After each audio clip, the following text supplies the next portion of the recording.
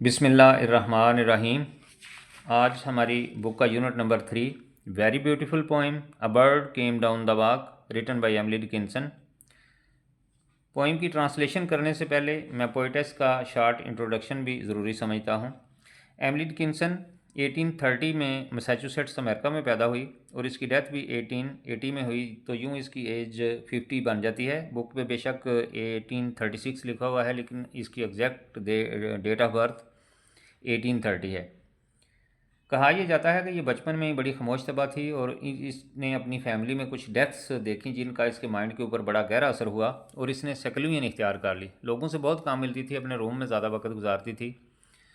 जब यह 30 की एज को पहुंची तो इसने शादी वगैरह बिल्कुल नहीं की, लेकिन इसने अपने 30 की एज के बाद इसने अपने सेक्लूजन के टाइम पीरियड को मज़ीद बढ़ा दिया और इसने वहाँ पे इंट्रोस्पेक्शन शुरू कर दिया। इंट्रोस्पेक्शन मीन तज्जिया नफ्स, यानी इसने तज्जिया नफ्स शुरू कर दिया।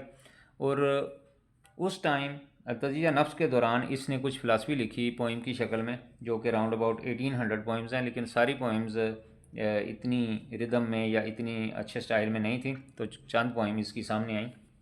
इसकी डेथ के बाद इसकी छोटी बहन लेविनिया डिकिंसन ने इसके कमरे की सफाई की और सफाई करते हुए उससे कुछ डॉक्यूमेंट्स, कुछ पेपर मिले जिनके ऊपर डीप फिलासफी लिखी हुई थी। उसने उस शहर का जो बुक बोर्ड ऑफिस था वहाँ पे वो पेपर जमा करवा दिए। उन्होंने देखा कि ये इसके ऊपर बड़ी डीप फिलासफी लिखी हुई है, तो इसकी कुछ पोइम्स जो हैं वो प्रिंट हो गई। लेकिन इसकी पोइम के अंदर इतना नेचुरल फ्लो है और सीक्रेटली इसने लिखी हैं। किसी पोइम के ऊपर टाइटल वगैरह नहीं लिखा हुआ। इसकी हर पोइम की पहली लाइन टाइटल के तौर पे यूज़ होती है, जैसा कि हम ये वाली पोइम पढ़ रहे हैं, अ bird came down the walk. ये टाइटल नहीं है बल्कि इसकी पोइम की पहली लाइन है। इसने एक और बड़ी खूबसूरत पोइम लिखी है, I could not stop but he kindly stopped for me. कि अब ये इस पोइम में भी टाइटल नहीं है बल्कि उस पोइम की पहली लाइन है। तो let's we translate this poem.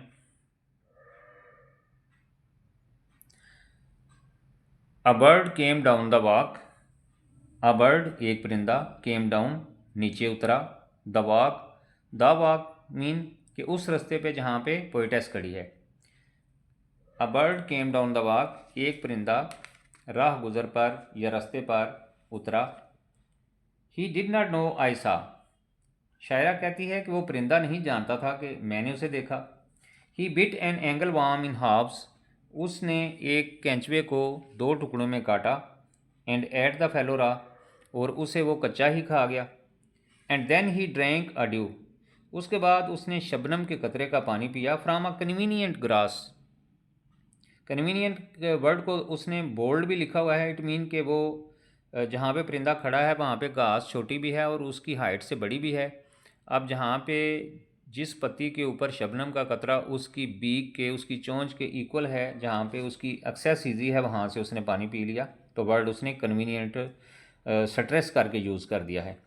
And then hopped sidewise to the wall, और फिर वो जंप करके, हूप मीन जंप, जंप्ड और स्किप्ड, कि वो जंप करके दीवार के साथ हो गया। To let the beetle pass, ताकि सामने से आने वाले कीड़े या भंवरे को रास्ता दे सके। ही ग्लांस्ड विद रैपिड आइज। उसने अपनी तेज़ आंखों से देखा। दैट हरीड ऑल अराउंड, जो कि चारों तरफ देख रही थी, जो कि चारों तरफ तेज़ी से देख रही थी। They looked like frightened beads, और वो एक सहमे हुए मोतियों की तरह लग रही थी। ये उसने सिमिली यूज़ की है। ये जो आपकी लिटरेरी डिवाइसेस हैं या फिगरेटिव लैंग्वेज है, इसका मैं अलहदा से आपको लेक्चर दूंगा और उसकी एग्जांपल्स दे के मैं आपको समझाऊंगा। आई थाट, मेरा ख्याल, मैं समझती हूँ कि उसकी आंखें सहमे हुए मोती की तरह दिखाई देती थीं। He stirred his velvet head. उसने अपने मखमली सर को हिलाया, हरकत दी। Like one in danger cautious, इस तरीके से जैसे कोई ख़तरे में बहुत ज़्यादा चौकन्ना हो जाता है। I offered him a krump, मैंने उसको ईटिंग का, खाने का एक छोटा सा टुकड़ा पेश किया। And he unrolled his feathers, उसने अपने परों को खोला और वो उड़ गया।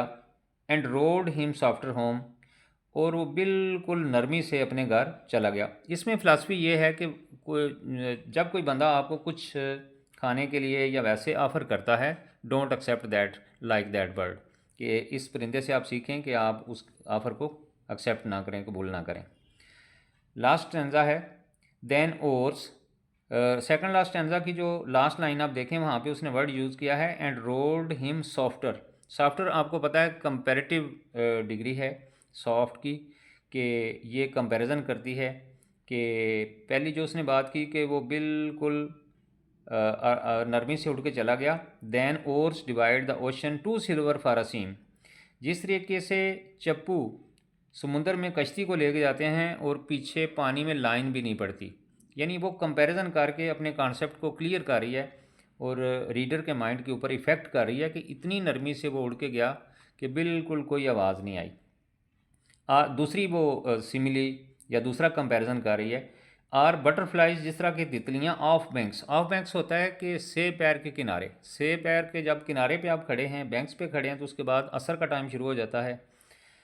Are butterflies off banks of noon, से पैर के बाद, ये मीन कि जब जैसे कि बट तितलियाँ असर के टाइम पे उड़ती हैं। लीप प्लैशलेस एज दे स्विम, तो जब वो उड़ती हैं तो बिल्कुल आवाज़ नहीं आती। ये प्लैशलेस ओल्ड इंग्लिश का वर्ड है, मॉडर्न इंग्लिश में इसी वर्ड को स्प्लैशलेस कहते हैं, जिसका मतलब है साइलेंट और काम।